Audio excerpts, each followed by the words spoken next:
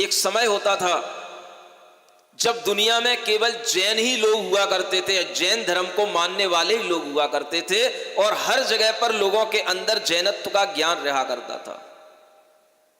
धीरे धीरे अनेक तरह के उपद्रवों के माध्यम से, आक्रमणों के माध्यम से इन संततियों का, तीर्थों का नाश हुआ और आज ये संख्या बहुत थोड़ी सी रह गई है।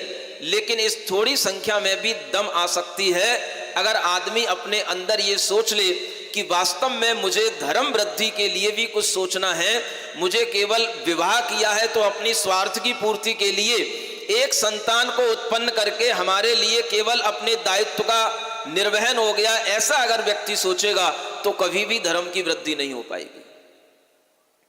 धर्म की वृद्धि करने के लिए आपको यह जानना चाहिए, अगर दुनिया में अनेक अल्पसंख्यक समाजों को देखें, वो सब अपने धर्म की, अपने वंश की वृद्धि कर रही हैं, लेकिन ये जैन लोग सबसे उनमें पीछे क्यों हैं? तो शायद दुनिया में जो शिक्षा दी जाती है उस शिक्षा का सबसे ज्यादा असर इन जैन लोगों के ऊपर पड़ता है। दुनिया में कोई भी मुहिम चलती है तो उस मुहिम का सबसे ज्यादा असर इन जैन लोगों के ऊपर पड़ता है। दुनिया में अगर कोई प्रावधान बनता है कि जनसंख्या विस्फोट हो रहा है तो सबसे ज्यादा शिक्षित पढ़े लिखे लोग जैन होते हैं, तो सबसे पहले वो अपने ऊपर अप्लाई करने लग जाते हैं और दुनिया के अनेक वर्ग के लोग उसको बाद में सोचते हैं। लेकिन सबसे पहले जैन लोग उस जनसंख्या का वृद्धि न हो, कोई भी सरकार के द्वारा चलने वाला कार्यक्रम हो, उसमें सबसे पहले आगे हो जाते हैं। और यही आगे होने के कारण से जैन लोगों ने खुद अपने पैरों पर कुड़ाली मान ली है और खुद अपना घात कर लिया है। जैन लोगों के लिए यह सोचना चाहिए, आप जिस पवित्र कुल में जन्म लिए हैं और जिस पवित्र कुल में कोई भी जीव जन्म लेगा, यह ध्यान रखो, ये वो पवित्र कुल है, ये वह पवित्र धर्म है। इस वंश में जिस जीव का जन्म होगा वह जीव पूर्व जन्म के बहुत पुण्य के साथ में आपके गर्भ में आया होगा, चाहे वो लड़का आए चाहे लड़की आए, और वह लड़का या लड़की न जाने कौन से पुण्य लेकर के आया होगा और वह उस पुण्य के माध्यम से न जाने कितनी बड़ी जिन शासन की प्रभावना कर सकता है। लेकिन अगर आपने उसको गर्भ में ही मार दिया या उसको उत्पन्न नहीं होने दिया तो सबसे बड़ा पाप आपने किया, सबसे बड़ा कलंक आपने कमाया। आप ध्यान रखो, जब अन्य समुदायों में हम देखते हैं 6-6, 8-8 संतानें होती हैं और फिर भी सब पूरा जीवन जीते हैं, जिनके यहां पर कोई शिक्षा की व्यवस्था नहीं होती, कोई रोजगार नहीं होता, और फिर भी सब जो है अच्छे ढंग से जीते हैं। आप सोचो कि अगर आपके घरों में अगर कोई संतान जन्म लेगी तो क्या सारा का सारा निर्वाह केवल आपके द्वारा दिया गया उसके लिए जो कुछ भी साधन होगा उसी से होगा? आप सोचते हैं कि हम जितना पैसा कमा रहे हैं उतने पैसे में हम एक ही संतान का पालन कर पाएंगे? ये सोच आपकी गलत सोच है।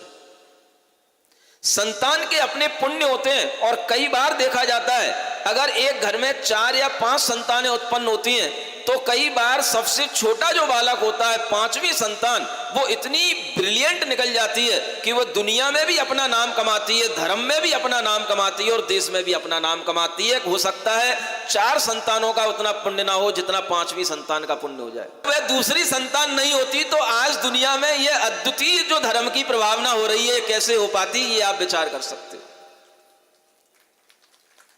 आज संतान के माध्यम से ही धर्म की प्रभावना हो रही है। अगर वह माता पिता केवल यही सोच करके रह जाते चलो 1 से 2 हो गई, तो वह मुनि समय सागर जी, योग सागर जी कहां से उत्पन्न होते और कैसे यह धर्म का अनुशासन चलता, कैसे यह संघ का अनुशासन चलता। आज आप सोच सकते हैं कि एक मां के अगर 4 पुत्र होते हैं तो उन 4 पुत्रों में से ये पुत्र कितने पुण्य करके आए होंगे जब इन पुत्रों के अंदर एक के बाद एक धर्म का और वैराग्य का भाव होता चला गया और आज चारों के चारों पुत्र मोक्ष मार्ग पर लागे बढ़ गए। ताली बजवा लो बस केवल आपसे, पगलो कुछ नहीं सीखोगे तुम लोग। बुद्धू थे बुद्धू ही रहे, बुद्धू ही रहोगे। आपके लिए यह ज्ञान होना चाहिए कि अगर धर्म की संतति दूसरे समुदाय के लोग बढ़ाते हैं उन्हें अगर रोजगार मिल जाता है, वो बिना पढ़े लिखे लोग भी दुनिया में अपना जीवन जी लेते हैं, तो तुम पढ़े लिखे लोग, पुण्यवान लोग, तुम्हारा तो एक कर्तव्य होना चाहिए कि अगर हमारे माध्यम से कोई जीव पालन पोषण को प्राप्त हो रहा है और किसी जीव के लिए अगर हमने जन्म दिया है, तो सबसे पहला गौरव का भाव आपके अंदर ये आना चाहिए कि हमने उस जीव को जैन संस्कार देकर के, आर्हत धर्म का, तीर्थंकरों का संस्कार देकर के हमने उसको आगे बढ़ाया। माने हमने अपने माता पिता होने का जो कर्तव्य पूरा किया है, उससे आपको संतुष्टि होनी चाहिए, आपके अंदर सबसे बड़ा भाव होना चाहिए। क्या समझ आ रहा है? इस कुल में जन्म देना ही अपने आप में बहुत बड़े गौरव की बात है, बहुत बड़े पुण्य की बात है।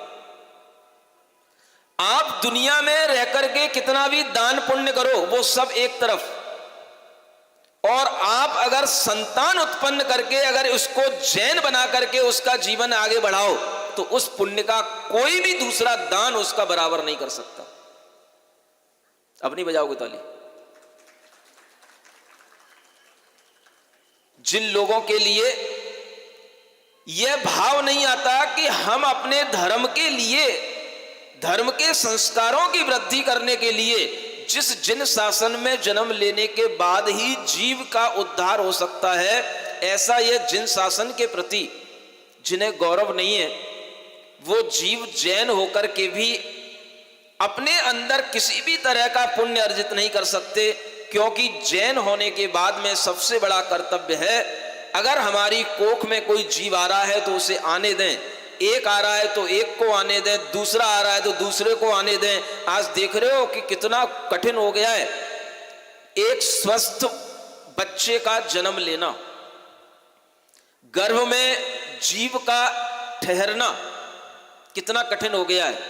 आसपास नजरें उठा करके देखो, मोहल्ले पड़ोस रिश्तेदारों को देखो, कैसे लोग तड़पते हैं, परेशान होते हैं एक संतान उत्पन्न करने के लिए, और कितने कितने तरह के उपाय करते हैं, और फिर भी वो संतान जीवित नहीं रह पाती है। ऐसी संतान अगर आपके अपने पौरुष से उत्पन्न हो सकती है, अगर कोई पुरुष और स्त्री स्वस्थ है, बलवान है, वीर्यवान है, और वह अगर इस तरीके की संतानें उत्पन्न करने से अपने आप को रोकता है, तो मैं कहता हूं उससे बड़ा पापी इस दुनिया में कोई नहीं है जिसने जैन धर्म की संतति को रोक दिया। आपको बुरा लग सकता है, लेकिन मुझे आपकी बुराई की कोई चिंता नहीं है।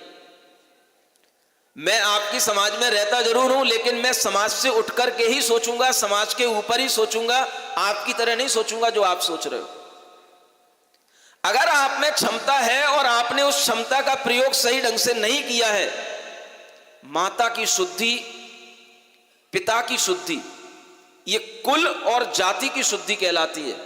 और जहां कुल और जाति शुद्ध हो, उस शुद्ध परंपरा में जितनी भी संतानें उत्पन्न होंगी, वो सारी की सारी संतानें उस शुद्ध वंश की वृद्धि करने वाली संतानें होंगी। और यही वजह थी भगवान ऋषभ देव के पुत्र भरत और बाहुबली। मालूम है आपको, इनके वंश अलग चले। भरत ने और बाहुबली ने सूर्य वंश, चंद्र वंश, ये वंश और आगे बढ़ाए, और ये सब इक्ष्वाकु वंश के ही वंश थे।